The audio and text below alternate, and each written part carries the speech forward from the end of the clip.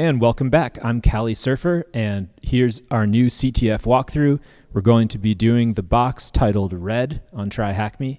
It's rated easy for difficulty, and it's a simulation of a tabletop exercise where the red team or the offensive team is going up against the blue team or the defensive team. So we're actually playing the part of blue in this box, and our goal is to capture 3 flags. It'll be the red flag, the blue flag, and the root flag. So without further ado, let's get into it. Listen closely.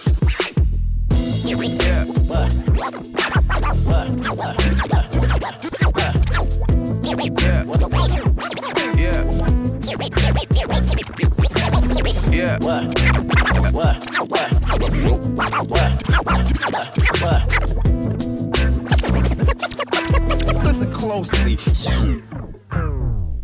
So here's our CTF landing page on the left here, and we'll start off with some basic enumeration using Nmap. So we'll do a T5 for top speed, and we'll scan all ports. That's the cut P cut there on the syntax, and I'm using Joplin today for my notes, and I'm trying to take notes in a very organized way that I can use every time I complete a CTF or a pen test.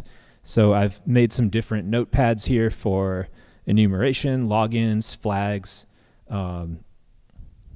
walk through with my evidence, and then I'll probably put down a credentials note as well so I can keep track.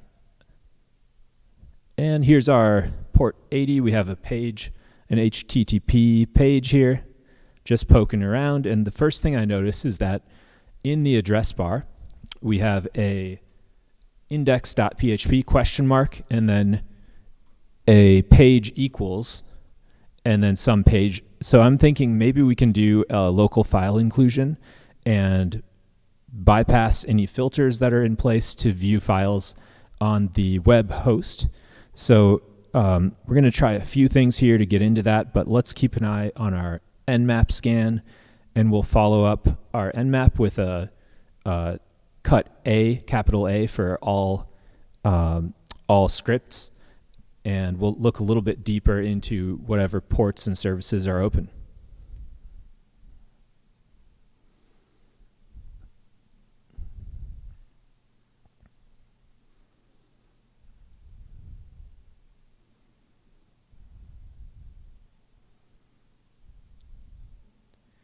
Another organizational thing that I've been doing is titling my tabs. That way I can really be more efficient with my time as I go about this CTF, and I don't need to waste time checking tabs to figure out which one was which. It's just easy to see it. So I'll kick off a derb scan as well, just to directory bust, look for any hidden pages that might be out there accessible to us.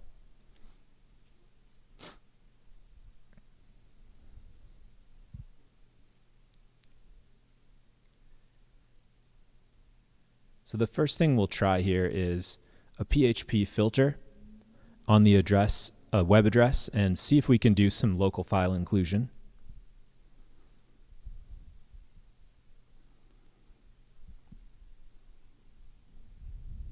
And we found an assets directory. We'll want to check that out, see if anything pops up there.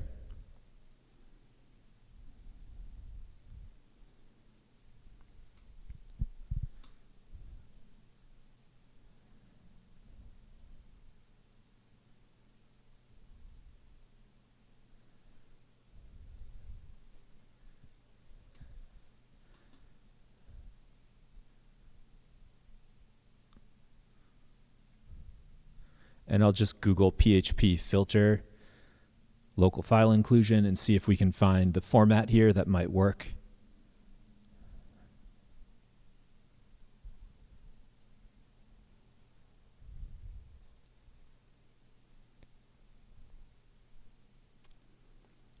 Okay, here's a page that describes PHP. There's a PHP filter, syntax.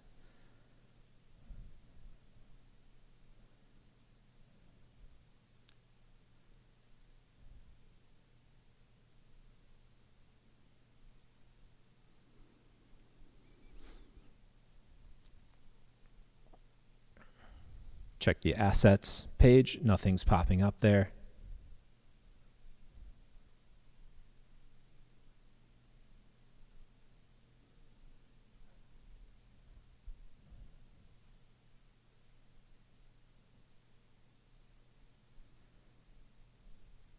So we'll use this syntax here, PHP : and then 2 / filter / resource equals.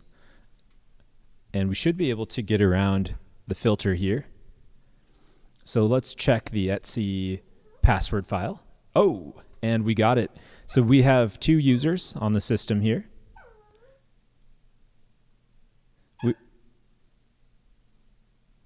We have a red and a blue user.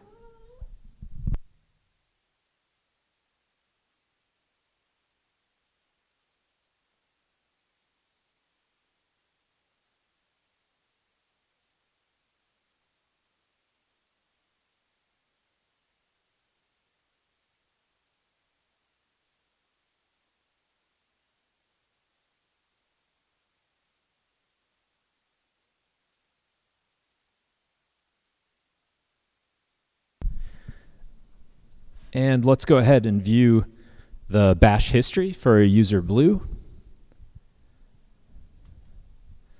And interesting, so we've got echo red rules and cd hashcat. So we're doing something with hashcat to create a larger username or password list using a rule set, the best64.rule. We can do this as well. So it looks like the blue user created this set of expanded passwords and then use that to probably to log in. So we're going to have to recreate the .reminder file. Let's check that out as well and see what's in there.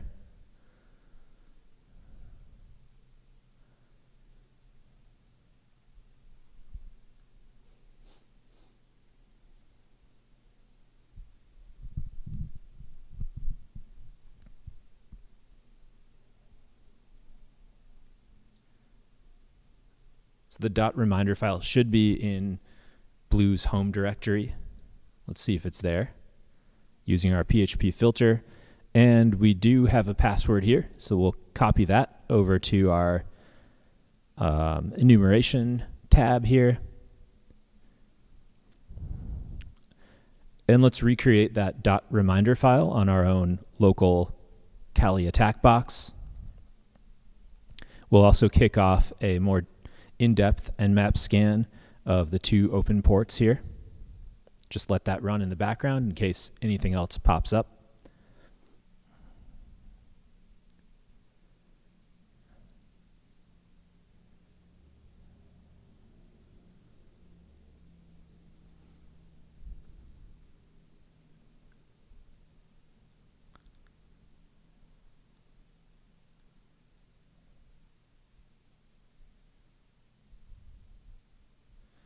And yeah, it looks like I forgot the cut capital A for all scripts. Let's add that in. And we'll run that.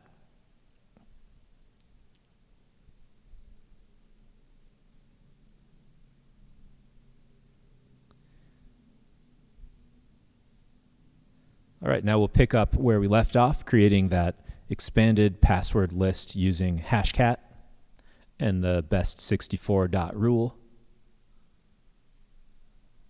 But let's create a creds notepad here just to keep track of credentials that we might be able to reuse later on.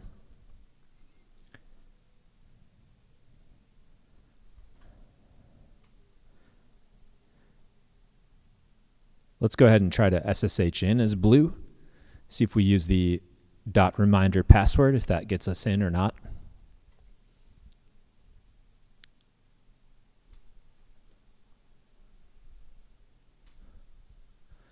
And looks like it doesn't work. So we're going to have to create that expanded password list using rule or best64.rule. Let's go ahead onto GitHub and grab the text of that rule file.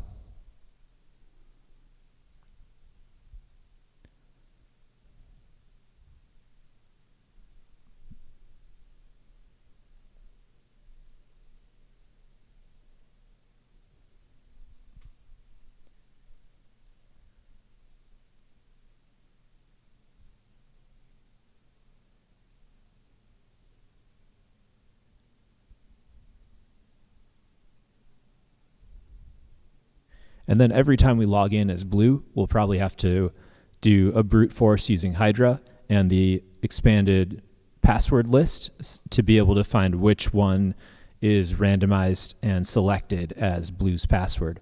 I'm not sure how frequently it changes, but it could be as frequent as every minute.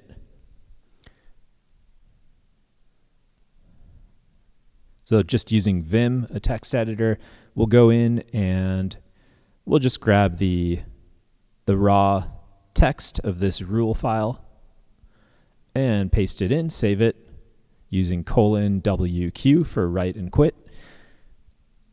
And let's make that .reminder file as well. We'll grab that from our creds.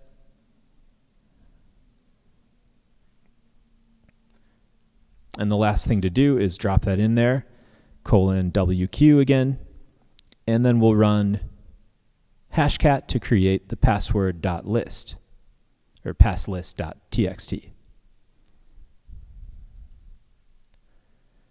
We'll change that path since we have it in our current directory now. All right, cut and paste, and we'll make that pass list. And we'll cat it out just to take a quick look. Let's see what kind of passwords it ended up with. I like the one word with the 0 for the O. And let's grab our hydra command. Now we're going to be brute forcing the SSH portal with our new password list or passlist.txt. Okay, so lowercase l, blue is our user, and uppercase P for password list, and then passlist.txt, and the IP. Let's paste that in there. Cut and paste. And let's run this baby.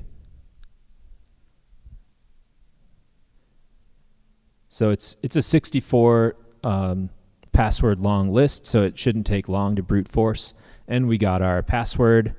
Let's go ahead and log in as blue and paste that password in, and now we're in. So we just got our foothold on this machine. Let's cat out our first flag, and we'll copy that over to our Joplin notepad here just to stay organized. All right, so next up, we're going to try to switch users to our other user, red, and grab the flag 2. Let's check the processes that are running. There's one that stands out here. It looks like something is spawning a reverse shell using a bash one-liner, and it's going to redrules.thm. So we want to edit the etc hosts file now and add our own attack IP to the redrules.thm domain so that it'll send that reverse shell to our own attack machine. And whoops, got kicked out there. Let's try it one more time. And yeah, the password already changed. So let's grab our hydra command again and brute force it, and we'll see what the password is now.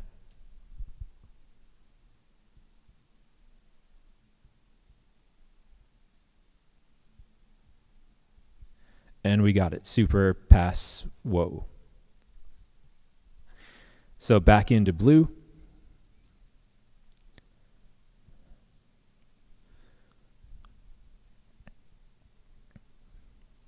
Let's take a closer look at the process. And the problem I'm having now is the screen is a little cut off. So we'll go full screen, and now I can see the port. So it's running on port, or it's sending to port 9001. So we want to start up a netcat listener on port 9001 after we add our own attack IP to the etc hosts file. So let's go in and let's cat it out, check the format, and now we can use echo and a double greater than sign to add a line.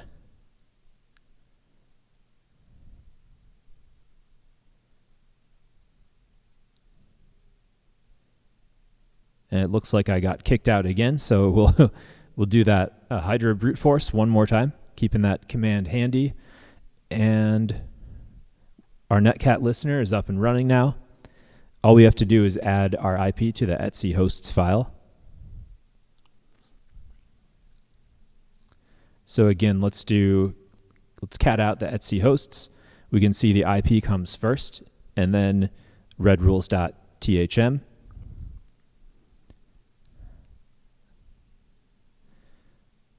So we'll put down our attack IP, redrules.thm, and then the double greater than sign, which means to add a line to a file, to the bottom of a file. And now we should be good. So we have our IP there. We might have to wait up to 1 minute to catch this rev shell.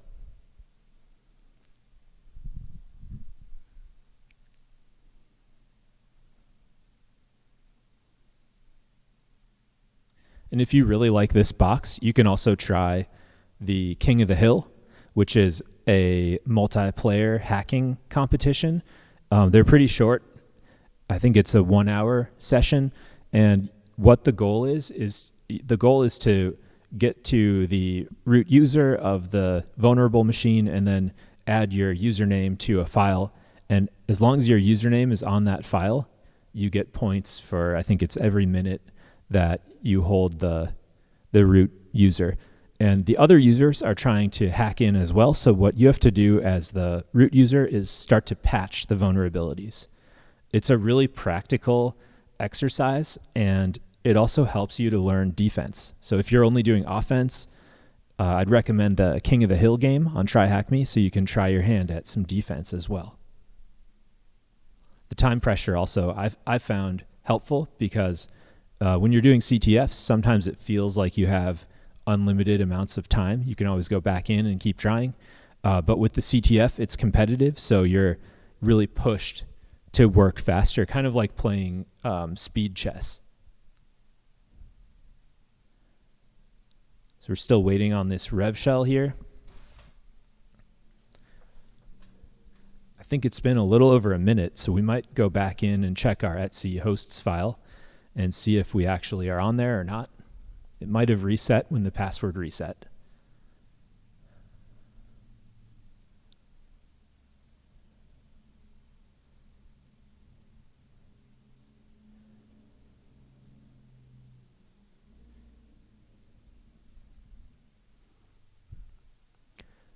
All right, let's cat that out.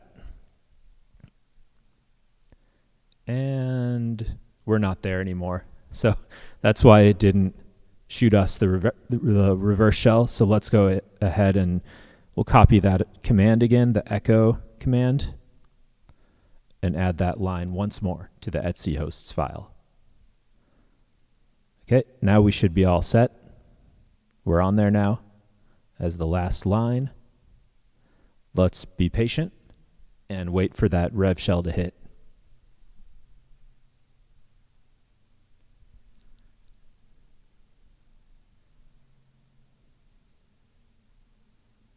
And we got it. So we are in now as red. Let's see if our flag 2 is there, and we can cat that out. Just looking at the other files there, there's a .git directory. That looks interesting because it's not a standard directory there in the home file.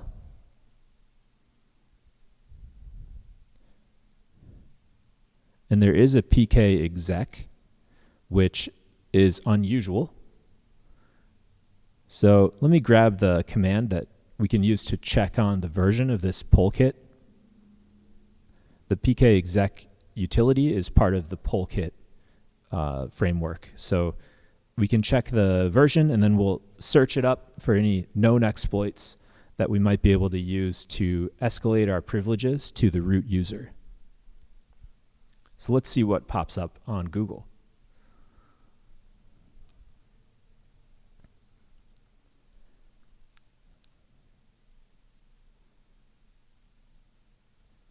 And there's some kind of proof of concept here. It allows an authentication bypass. That sounds kind of complicated. Local privilege escalation, that's what we want.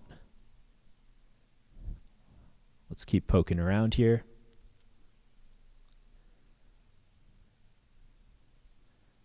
This looks promising. So we want to search up a downloadable or at least a viewable file that we can use to run this exploit. So GitHub is usually a good place to look, but let's check out this vulners.com.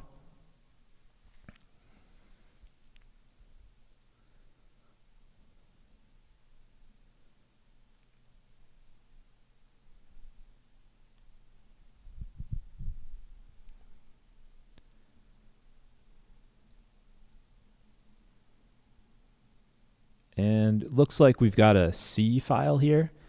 The C file needs to be compiled into a executable binary, so we need to use the GCC utility. Let's give that a try.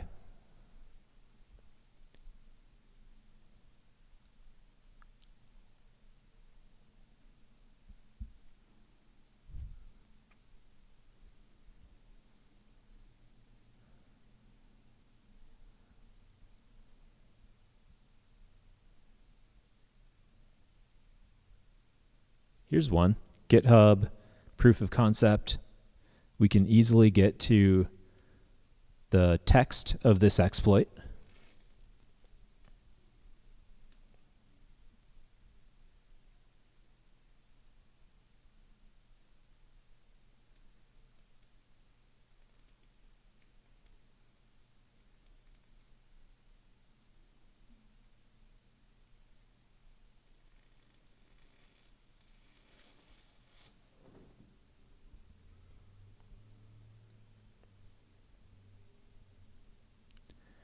Okay, let's drop into the raw file and just cut and paste, select all, copy, and we'll create that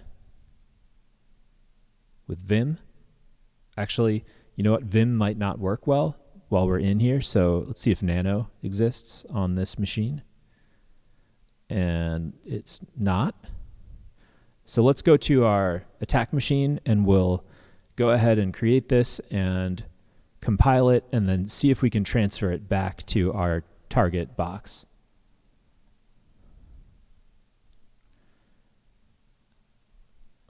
All right, now we're going to try transferring this over.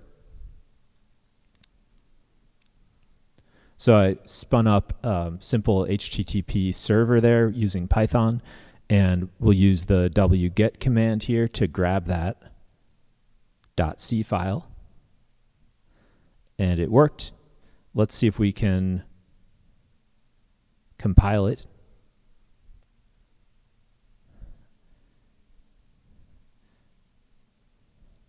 First, I'm adding the execute permission to the exploit just to see if we can run it, but I think we need to compile it first.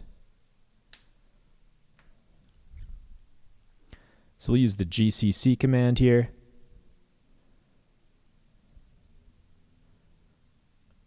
And tac O for output. And it looks like GCC is not installed on this machine, and I don't think we can install it since we are not the root user yet. So let's go ahead and compile it on Kali. We do have GCC installed here. And we'll just call it exploit, and then we'll grab it again, the compiled version,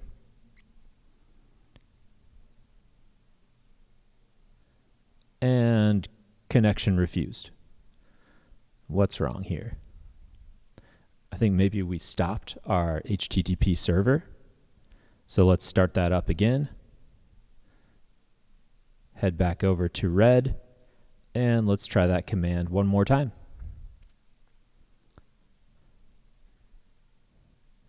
And it worked. It transferred. Let's see if we can run it now. First, we'll add our execute permissions, and we'll run it. And it doesn't run because we still need the GLI BC to be installed here to run it. So I'm about ready to give up on this exploit. Let's do a bit more searching and see if we can find a Python exploit that doesn't need to be compiled. That'll be easier to run on our target machine here. There probably is a way to use a remote host with the GCC to run this .c compiled version of the .c file, but it's a little bit complicated, so let's go ahead and we'll use this Python script here. Looks like somebody did the translation into Python 3. And here it is. So we have the same one here already in our transfer directory. So we'll spin up a simple HTTP server again. And back to our red user on the target, let's use wget and grab that exploit.py file.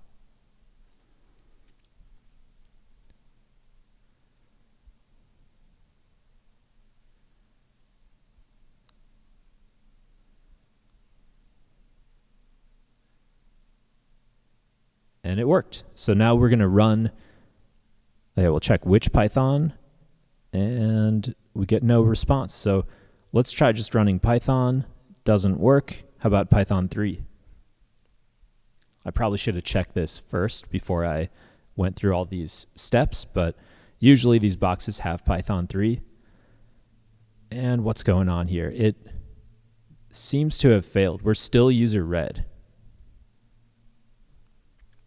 Exploit directory already exists. Failed to create the gconf modules.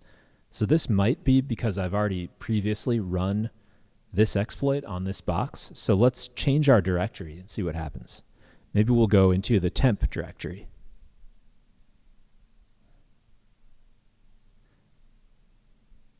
And just a sanity check, it's still failing. So we need a new plan now. So you can see that my methodology here is to find one method, test it out, try to fix a few issues with it, and then if all else fails, go to a new method. So we did try our .c exploit. It wasn't easily executable because of that GCC problem on our target machine. So now we're doing the Python, but we've run into a little problem here that it can't seem to run well. So let's go ahead and move into a different directory.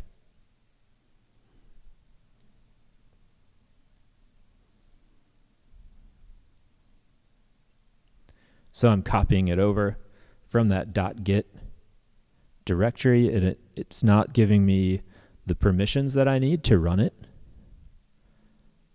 So probably the file permit, or to copy it rather, probably the file permissions in that .git directory are my issue here. So let's take it over to a directory that I do have full permissions on. It could be our home directory for red or the temp directory for the entire box.